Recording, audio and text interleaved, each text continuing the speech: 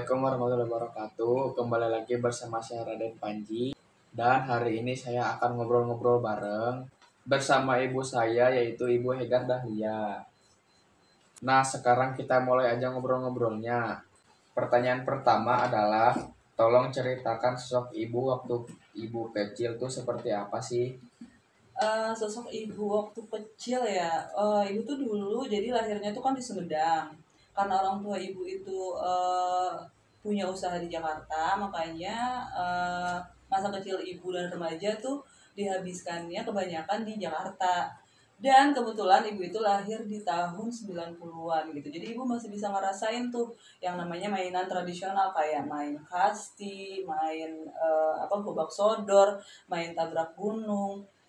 Pokoknya lumayan seru deh gitu masa kecil ibu. Kalau misalkan ditanya em, apa namanya sosok ibu waktu kecil sih, ibu bisa memastikan ibu anak yang bahagia ya karena main terus gitu. Terus juga punya banyak teman dan juga sosok yang ceria lah gitu. Pertanyaan selanjutnya, apa pengalaman ibu saat sekolah yang paling berkesan buat ibu? Em, Kayaknya sih waktu kelas 2 SMK ya. Karena kan setelah lulus SMP itu kan ibu pindah ya dari Jakarta ke Tasik dan memutuskan untuk meneruskan sekolahnya tuh di sini gitu. Dan kebetulan ibu tuh sekolah waktu itu di SMK Swadaya Karangnunggal. Eh, Alhamdulillahnya pas kelas 2 ibu tuh terpilih jadi ketua OSIS periode 2005-2006. Jadi kayaknya itu sih salah satu pengalaman yang lumayan berharga ya menurut ibu gitu. Karena dari situ ibu tuh jadi bisa belajar berorganisasi, terus juga bisa belajar tentang kepemimpinan juga, mengkoordinasi anggota-anggota lain, bisa tanggung jawab, disiplin gitu. Pokoknya banyak deh gitu yang ibu dapatkan saat jadi ketua OSIS gitu. Oh ya, salah satunya juga ibu bebas pada saat itu ya, nggak tahu aturannya sekarang masih lanjut atau enggak. Pokoknya pada saat itu yang menjabat jadi ketua OSIS itu eh, bebas SPP selama 1 tahun gratis gitu. Jadi lumayan senang dan lumayan membanggakan sih menurut ibu. Pertanyaan selanjutnya, pola didik apa yang orang tua ibu terapkan saat mendidik ibu? Pola didik yang diterapkan orang tua ibu tuh kayak lumayan keras ya gitu, jadi kayak semi militer gitu. Kalau zaman sekarang ada bahasa yang namanya physical touch gitu. Nah kalau zaman ibu kayaknya physical, lebih ke physical attack gitu, karena ibu masih ngerasain tuh sama yang namanya dicubit, dipukul, terus juga dijewer gitu. Kayaknya lumayan keras gitu, dan itu juga dilakukan karena mungkin ibunya salah juga gitu, dan ibu tidak menyalahkan pola didik seperti itu sih karena pada zaman dulu kayaknya lumrah ya, dan ibu juga tidak menyalahkan itu sih karena kan setiap orang tua juga punya pola didik dan pola asuh sesuai keinginannya mereka ya gitu. Justru dengan pola didik seperti itu kayaknya ya membentuk ibu tuh jadi kayak yang lebih disiplin, terus lebih sopan, lebih berhati-hati dalam berbuat sesuatu gitu, karena dan lumayan takut juga gitu sama orang tua. Nah, melanjutkan pertanyaan yang tadi, sekarang saat ibu menjadi orang tua, pola didik seperti apa yang ibu terapkan untuk anak-anak ibu? Karena dulunya berangkat dari pola asuh yang lumayan keras, saat ibu menjadi orang tua sekarang, kayaknya ibu tidak akan menerapkan pola itu sih gitu, karena kan zamannya udah berbeda ya. Ada yang bilang kalau didiklah anakmu sesuai dengan zamannya gitu, dan kayaknya untuk saat ini ibu kayaknya tidak menerapkan pola didik yang keras seperti itu ya gitu, karena kan zamannya juga udah berbeda gitu.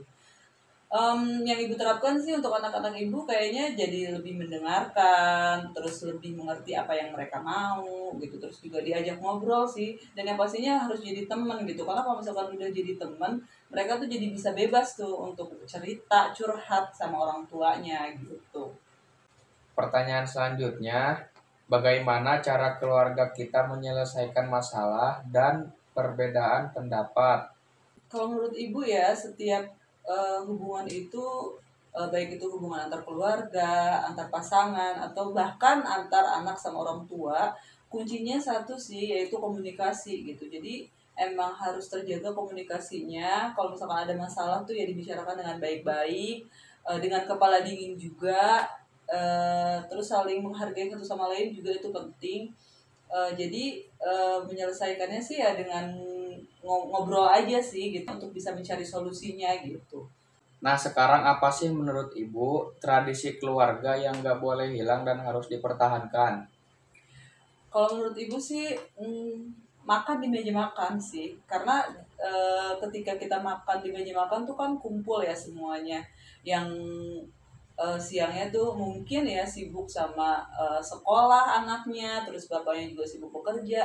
Nah, kalau bisa pada saat makan kita tuh kumpul dan bisa bercerita, ngobrol, kejadian apa aja sih yang terjadi hari ini gitu. Jadi bisa saling tukar pikiran gitu. Dan itu kayaknya salah satu menurut ibu yang nggak boleh dihilangkan gitu tradisinya ya sampai kapanpun lah gitu.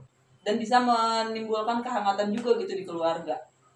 Sekarang siapa di keluarga yang paling lucu atau punya cerita yang selalu diingat? Yang paling lucu sih sebenarnya anak kedua ya. Cuman karena sekarang ibu lagi ngobrol sama abang, jadi ibu akan ceritakan masa kecil abang yang lumayan diingat sampai sekarang. Jadi dulu tuh abang dari lahir sampai lumayan besar sih, dia tuh suka ngemotin jempol sama apa ya kayak kain gitu gitu. Dan dia tuh nyebutnya tuh mok-mok. Jadi si jempolnya itu saking keseringannya diemut kayak lecet gitu ya bang, terus kayak nggak tahu sih dia tuh masih ingat atau enggak gitu. Jadi saking keseringannya diemut-emut itu si jempolnya tuh sampai lecet gitu. Nah kalau misalkan ada yang mau lihat, ini dia fotonya.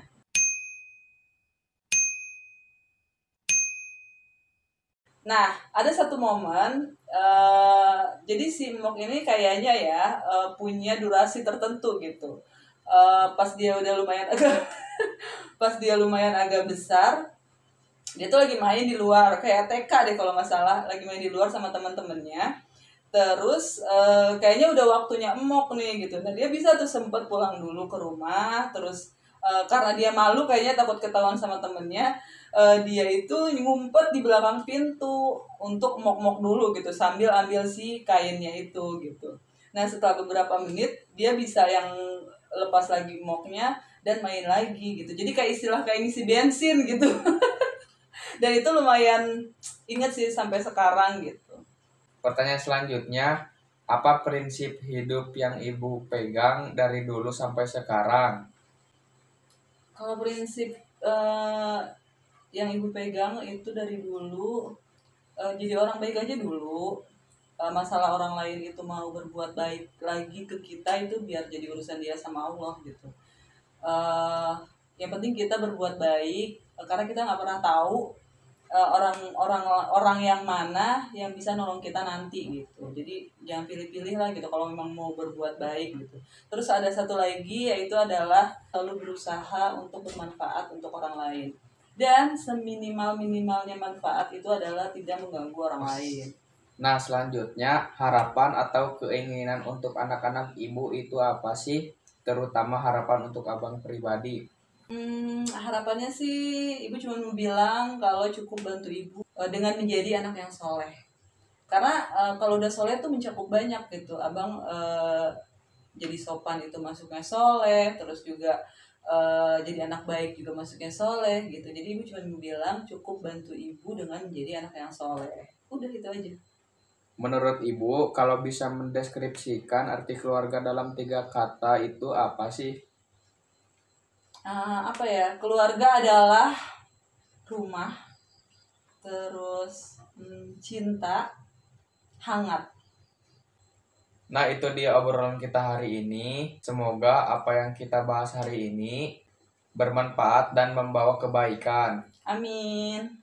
Terima kasih sudah menonton dan terima kasih juga buat Ibu yang sudah mau diajak ngobrol-ngobrol bareng. Sama-sama. Mari terus belajar bersama dan bertumbuh bersama. Wassalamualaikum warahmatullahi wabarakatuh.